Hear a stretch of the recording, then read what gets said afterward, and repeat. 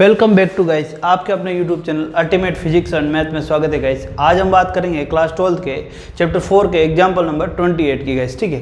तो 29 की गाइस। तो एग्जाम्पल नंबर 29 में हमें क्या दिया हुआ है गाइस, हमने पिछले वीडियो में 28 तक देख लिए थे। 29 में दिया हुआ है कि हमें क्या दिया हुआ है, थ्योरेटिकली क्वेश्चन दिया, उसको हमें एल्जेब्रिक मेथड में लिखना है और फिर उसको मैट्रिक्स मेथड से सोल्व करना है। हम इक्वेशन को बहुत सारे तरीके से सोल्व कर सकते हैं, ग्राफिकल मेथड से सोल्व कर सकते हैं, नॉर्मल से सोल्व कर सकते हैं, है ना।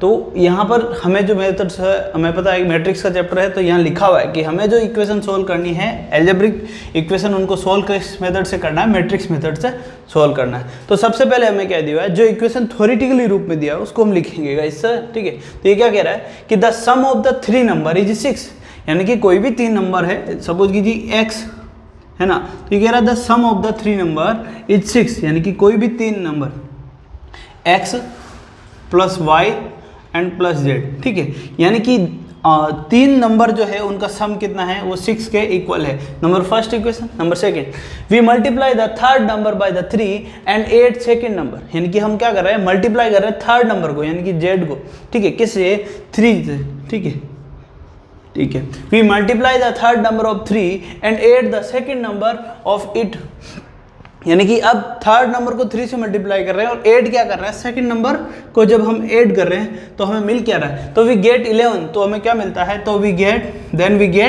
11, तो हमें क्या मिलता है, 11 मिलता है। तो इक्वेशन नंबर सेकंड बन गई। थर्ड क्या कह रहा है, by adding first and third number we get double of the second number, यानी कि अब अगर हम ऐड करते हैं first and third number we get twice of, यानी कि double of second number 2 by. तो हमारे पास क्या है, तीन इक्वेशन बन रही है गाइस। इस इक्वेशन को मैं इस फॉर्म में लिख सकता हूं, x minus 2y plus z equal to क्या लिख सकते हैं, 0। अब यहाँ पर हमारे पास इस क्वेश्चन में हमें क्या मिल रहा है गाइस, हमें तीन तरह की इक्वेशन मिल गई, हमें तीन क्या मिल गई, इक्वेशन बन गई। अब इस कह रहा है कि हमें कह रहा है कि find out the algebraic and find the number using method, number को क्या फाइंड करना है और किससे मेथड है, यूजिंग मैट्रिक्स मेथड से, यानी कि हमें क्या करना है, मैट्रिक्स मेथड जो है वो यूज करना है और हमें क्या फाइंड आउट करना है, नंबर इसके फाइंड आउट करने हैं गाइस, ठीक है गाइस। चलो तो अब हम बात करते हैं इसके मैट्रिक्स मेथड की। तो सबसे पहले हमें क्या है कि इनको जब एक साइड में ऐड करते हैं तो हमारे पास मैट्रिक्स ए बनेगी और ए क्या बन रही है, हम इसको ए एक्स प्लस किस फॉर्म में लिखेंगे, A X equal to B form में लिखेंगे गाइस। तो ए क्या बन रही है यहाँ से, फर्स्ट A1, तो ए क्या है, इक्वेशन ए इक्वल टू कितना है हमारे पास, यहाँ पर देखिए गाइस, इसका क्या है कोएफिशिएंट 1 एंड 1, ठीक है। इसका क्या है 0, यहाँ पर x का कोऑर्डिनेट जो है क्या है 0x, जो कि क्या हो जाता है गाइस 0 आता है, तो ये क्या आएगा 0, ठीक है। यहाँ पर क्या है 0 है, x क्या है 0 है, तो 0 1 और 3 गाइस, ठीक है। यहाँ पर क्या है 1 माइनस 2 एंड 1 गाइस, ठीक है, ये z है तो 1। अब दूसरी x, तो x हमारे पास क्या है गाइस, x इक्वल टू कितना है, x y z, जो नंबर है x y और z गाइस, क्या है हमारे पास x y और z। और तीसरा केस जो बन रहा है हमारे पास, तीसरी जो है वो है b इक्वल टू कितना है गाइस हमारे पास, b इक्वल टू कितना आ रहा है 6 11 और 0, 6 11 और 0, तीनों केस हमारे पास बन रहे हैं। तो अब यहाँ पर हमारे पास जो इक्वेशन बन रही है, इस इक्वेशन में अगर मैं वैल्यू पुट करता हूँ तो मेरे पास क्या बन रहा है गाइस, ठीक है। चलो अब यहाँ पर देखो a मिल गया हमारे पास, x है b है, हमें क्या चाहिए कि x y और z की वैल्यू निकालनी है। तो हमें पता है कि सॉल्यूशन निकालना है, हमें क्या निकालना है, इसका सॉल्यूशन निकालना है। देखो ये कैसा है, कंसिस्टेंट है या इनकंसिस्टेंट है, ये चेक करते हैं किससे, कि इसका सॉल्यूशन है या नहीं है, और सॉल्यूशन है या नहीं है उसके लिए हम क्या चेक करते हैं गाइस, उसके लिए हम सबसे पहले इसका निकालेंगे मैट्रिक्स ए का क्या निकालेंगे, डिटर्मिनेंट निकालेंगे। क्या निकालेंगे, डिटर्मिनेंट। तो मैट्रिक्स ए का हम क्या फाइंड आउट करेंगे, यहाँ पर डिटर्मिनेंट निकालेंगे। तो determinant of A equal to कितना हो जाएगा, यहाँ पर देखिए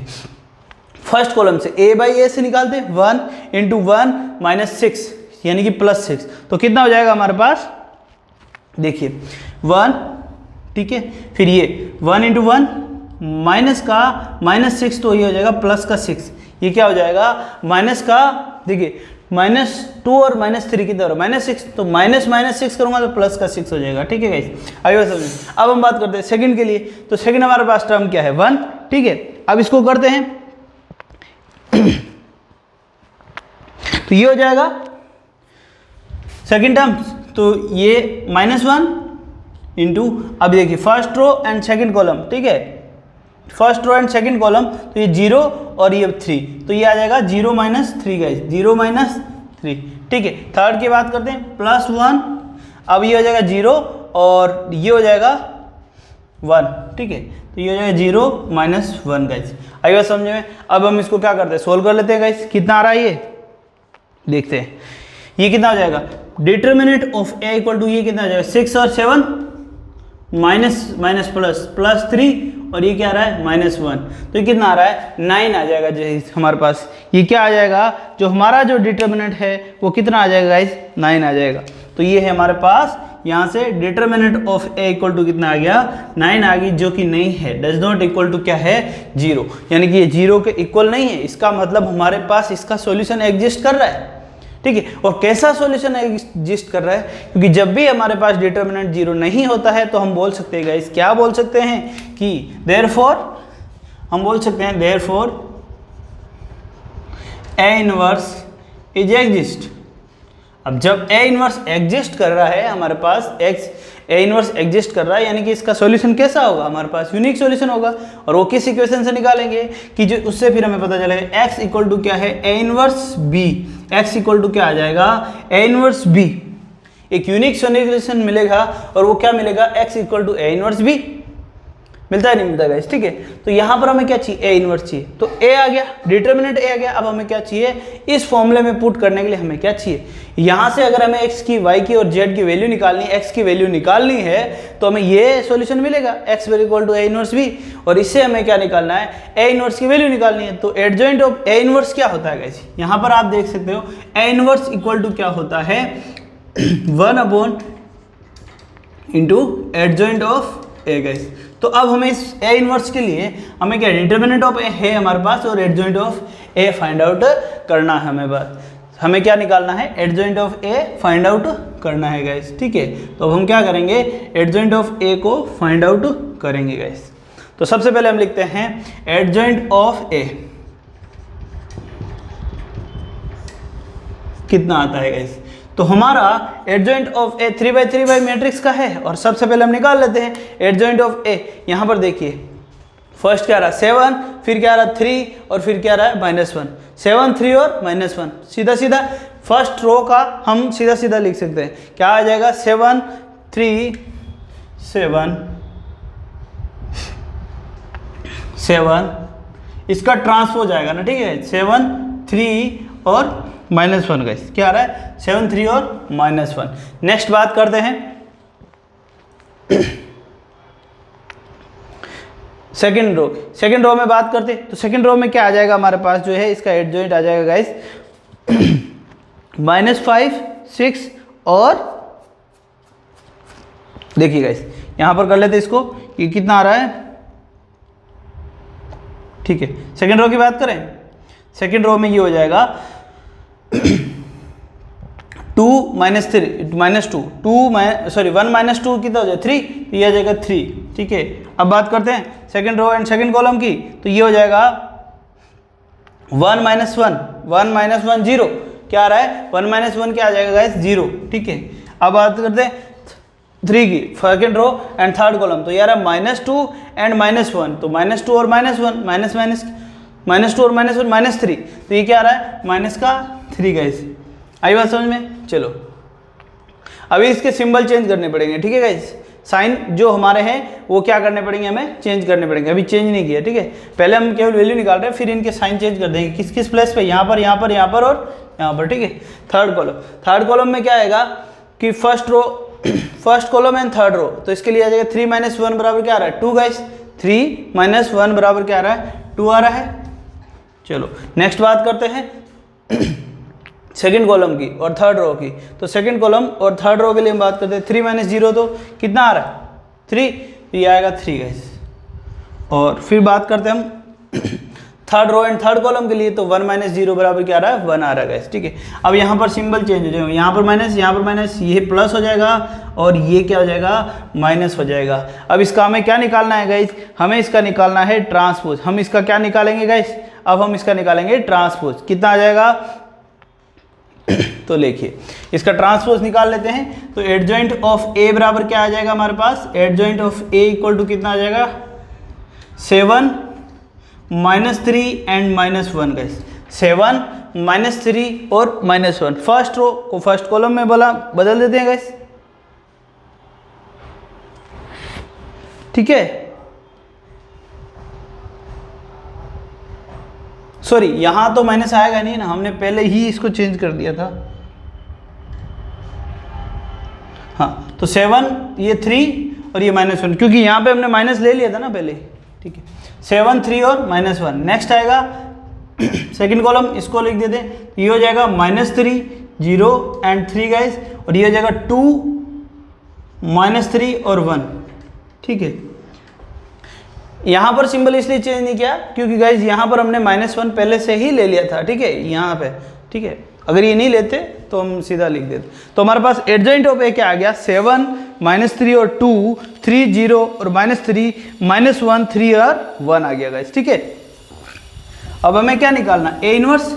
तो ए इनवर्स इक्वल टू कितना है, एडजॉइंट ऑफ कितना है 1, तो 1/9 इक्वल टू क्या आ जाएगा, यहाँ पर आ जाएगा 7 -3 2 3 0 -3 एंड -1 3 और 1, ठीक है। तो ए इनवर्स यहाँ पर हमारे पास आ गया गाइस। ए इनवर्स आने के बाद हम क्या निकालना है, हमें निकालना है इस इक्वेशन में वैल्यू पुट करनी है बस, और सोल्व करना है गाइस। इस इक्वेशन में क्या करना है, हमें वैल्यू पुट करनी है और इसको क्या करना है, सोल्व करना है गाइस, ठीक है। चलो गाइस, तो सोल्व करते हैं इसको। यहाँ से रब कर रहा हूँ, सॉरी गाइस, ले।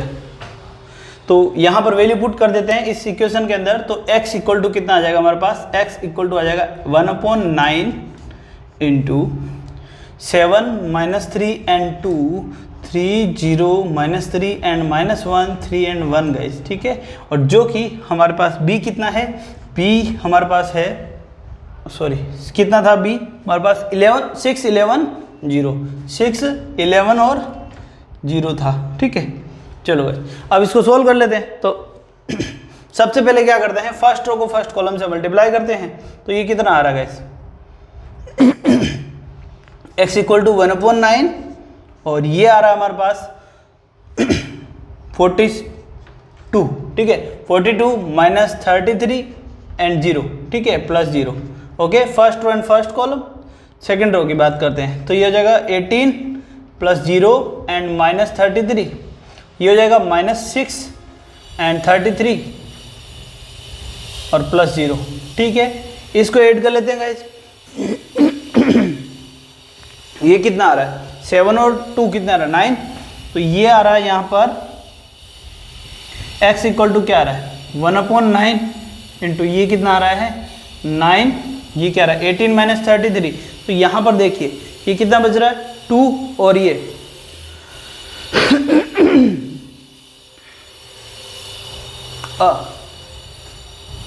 सॉरी ये क्या है 0, -3 को 0 से मल्टीप्लाई करेंगे तो 0, तो ये क्या बच रहा है 18।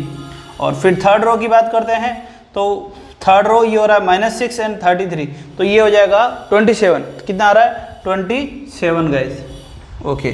तो यहाँ से हमारे पास क्या मिल रहा है गाइज, यहाँ से हमें x जो मिल रहा है वो क्या मिल रहा है, यहाँ पर हमें जो x मिल रहा है x इक्वल टू कितना मिल रहा है, 9 को अंदर डिवाइड कर देते हैं तो ये आ जाएगा 1 2 और 3, यानी कि x इक्वल टू क्या आ रहा है 1/1 2 और 3।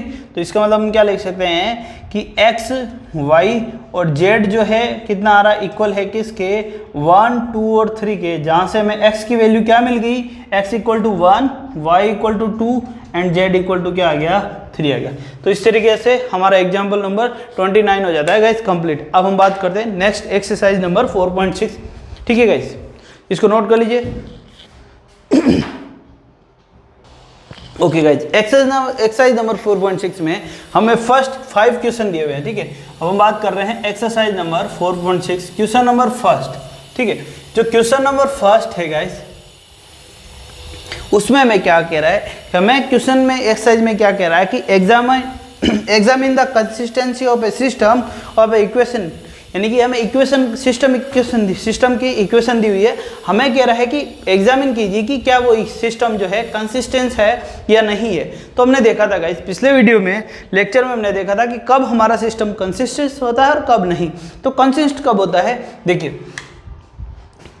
कंसिस्ट होता है हमारा सिस्टम, देखिए सिस्टम हमारा कंसिस्ट कब होता है, जब हमारे सिस्टम का कोई ना कोई क्या हो गाइस, सॉल्यूशन हो, क्या हो, कोई ना कोई सॉल्यूशन हो, ठीक है। जब सिस्टम का क्या हो, सॉल्यूशन हो, जब सिस्टम हैज ए सॉल्यूशन, तब हम उसको क्या बोलते हैं, हैज ए या हैव ए सॉल्यूशन गाइस।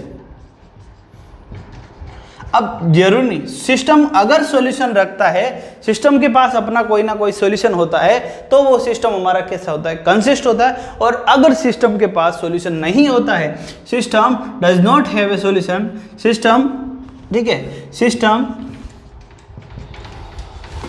अगर हमारा जो सिस्टम है वो क्या हो, does not have a solution, अगर हमारे सिस्टम के पास कोई भी सॉल्यूशन नहीं है, तो हमारा सिस्टम जो है क्या हो जाएगा, तो उस सिस्टम को हम क्या बोलते हैं, इनकंसिस्टेंस बोलते हैं गाइस, इनकंसिस्टेंस बोलते हैं, ठीक है। तो इनकंसिस्टेंट कब बोलते हैं, जब हमारे सिस्टम के पास कोई भी सॉल्यूशन नहीं है, और अगर हमारे सिस्टम के पास सॉल्यूशन होता है तो उसको हम क्या बोलते हैं, कंसिस्टेंस बोलते हैं। ये तो होगी बेसिक कि भाई कंसिस्टेंस कब होता है और कब नहीं होता है। दूसरा आता है कि हमें पता कैसे चलेगा भाई कंसिस्टेंस है, किससे पता चलता है भाई सिस्टम के पास सॉल्यूशन है कि नहीं है, और वो सॉल्यूशन है कि नहीं है वो कैसे देखते हैं। अब देखिए सॉल्यूशन है कि नहीं है, तो हम देखते हैं कि हमारे पास डिटरमिनेंट, सबसे पहले हम क्या चेक करते हैं कि ए का डिटरमिनेंट है या नहीं, ए का determinant does not equal to 0 होना चाहिए। अगर ए का डिटरमिनेंट, जो determinant of A does not equal to 0 है, इसका मतलब क्या होता है कि हमारे पास ए इनवर्स एग्जिस्ट होगा। इसका मतलब है कि हमारे पास क्या होगा, ए इनवर्स एग्जिस्ट होगा, और जैसे ही ए इनवर्स एग्जिस्ट होता है तो हमारी x इक्वल टू इनवर्स आ जाती है, ए इनवर्स बी इक्वेशन बन जाती है, उससे हम सॉल्यूशन निकालते हैं जो कि हमारा कैसा है, यूनिक, ठीक है, यूनिक सॉल्यूशन मिलता है, यानी कि सॉल्यूशन है। फर्स्ट केस, दो केस बनते हैं, एक केस ये होता है जब हमारे पास क्या है कि हाँ डिटरमिनेंट जो है ए इज नॉट इक्वल टू 0, यानी कि जो हमारे मैट्रिक्स है वो क्या है, नॉन सिंगुलर है, जो मैट्रिक्स है वो क्या है, नॉन सिंगुलर है। नॉन सिंगुलर कब होती है, सिंगुलर, नॉन सिंगुलर हमने पिछले एक्सरसाइज में, पहले एक्सरसाइज में पढ़ा हुआ है कि जब determinant A is not equal to 0 तो नॉन सिंगुलर, और 0 इक्वल टू 0 होता है तो वो सिंगुलर। तो फर्स्ट केस जब determinant of A is not equal to 0, तब हमारा जो सॉल्यूशन आ रहा है वो क्या आ रहा है, यूनिक सॉल्यूशन आ रहा है।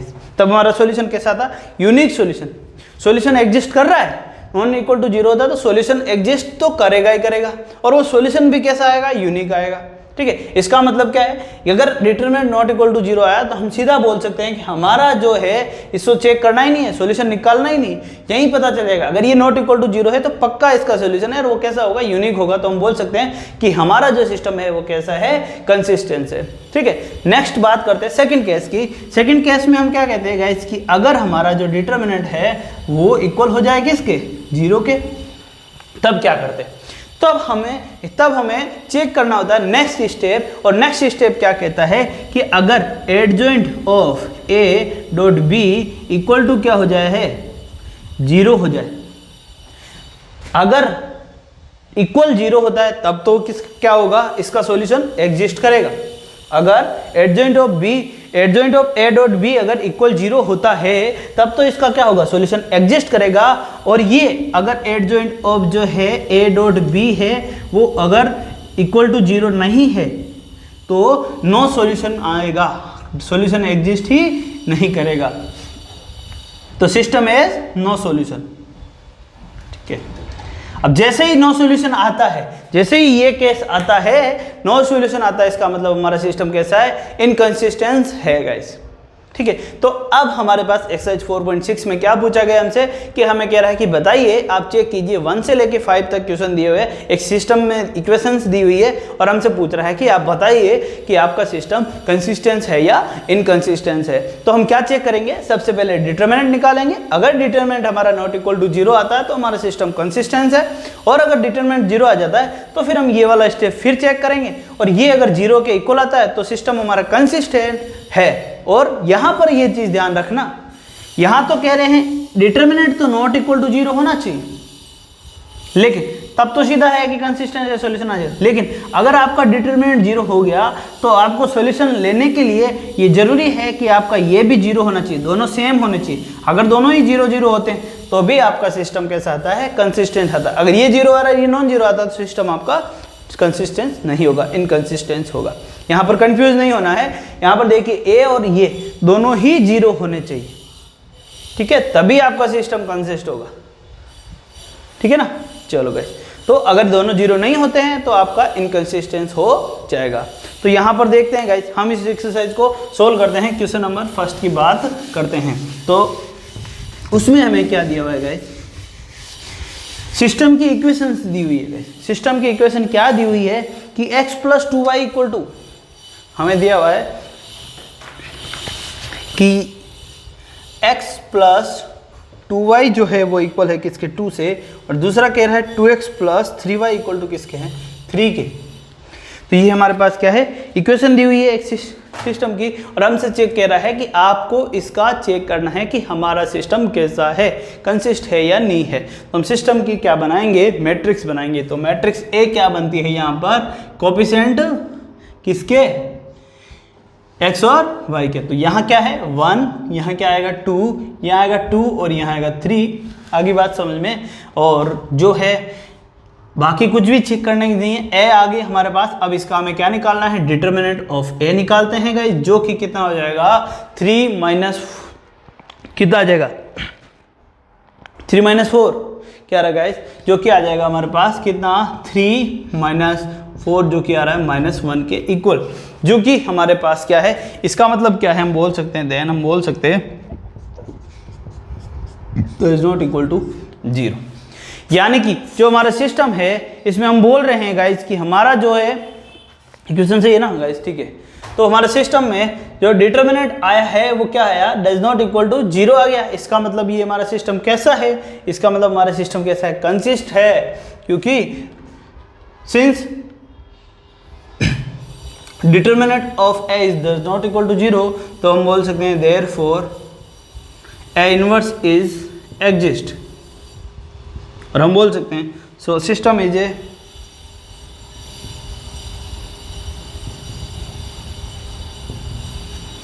या फिर बोल सकते हैं सिस्टम इक्वेशन इज ए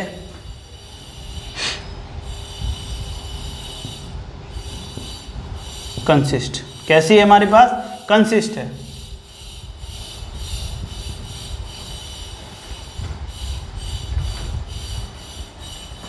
चलो, तो यहां पर हम लिख सकते हैं कि जैसे ही हमारे पास determinant of A not equal to 0 आया तो हमारा सिस्टम कैसा हो गया, कंसिस्ट हो गया गाइस। हमारा सिस्टम कैसा हो गया, कंसिस्ट हो गया। नेक्स्ट हम बात करते हैं सेकंड क्वेश्चन की। सेकंड क्वेश्चन में हमें क्या दिया हुआ है,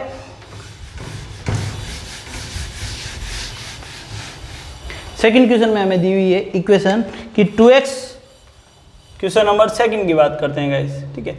इक्वेशन दी हुई है 2x minus Y equal to क्या आ रहा है 5, और x प्लस वाई इक्वल क्या आ रहा है 4, ठीक है गाइस।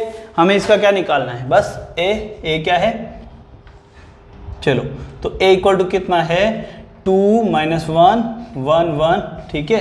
तो डिटरमिनेंट ऑफ a निकाल लेते हैं, यहाँ पर कितना आ रहा है 2 माइनस माइनस 1, तो minus minus plus 1 equal to क्या आ रहा है 3। तो हम बोल सकते हैं determinant of a equal to 3 does not equal to 0, so हम बोल सकते हैं a इनवर्स इज एग्जिस्ट। तो सो हम बोल सकते हैं so system equation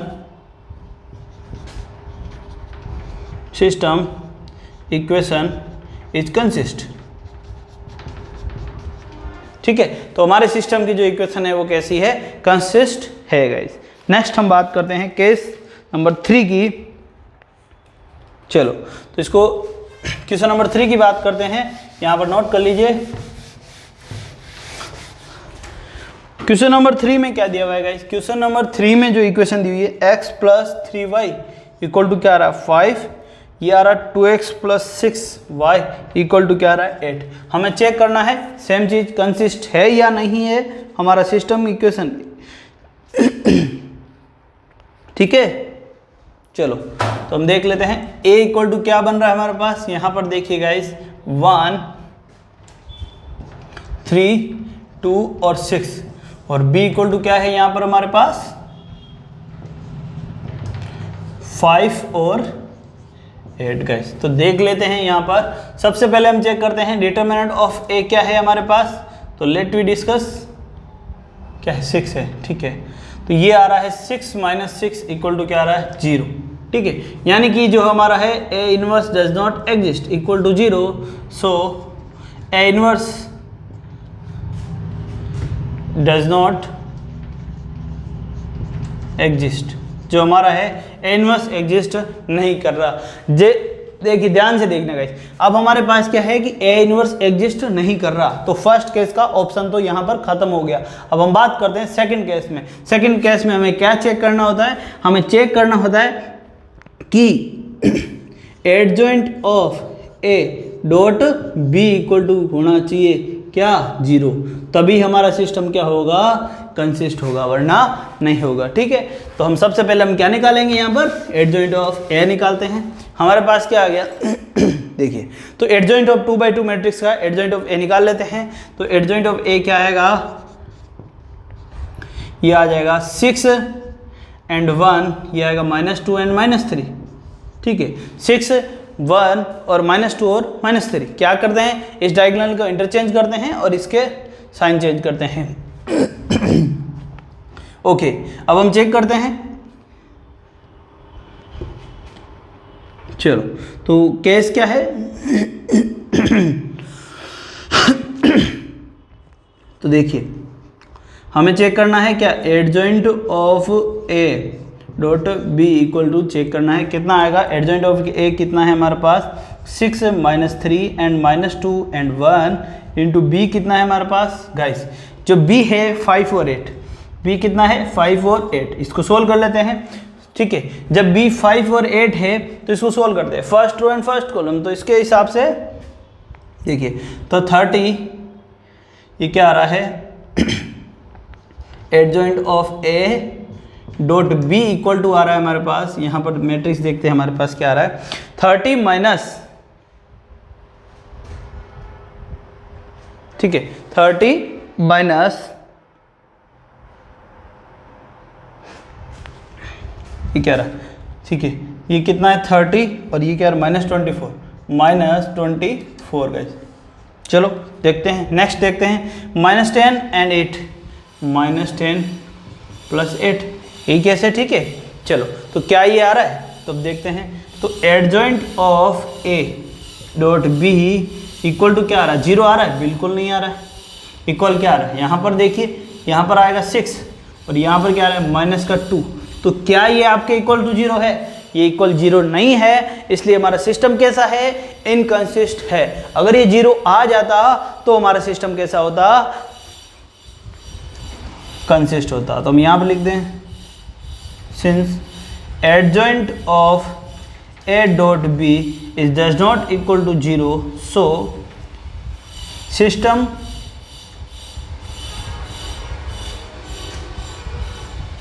of equation is inconsist।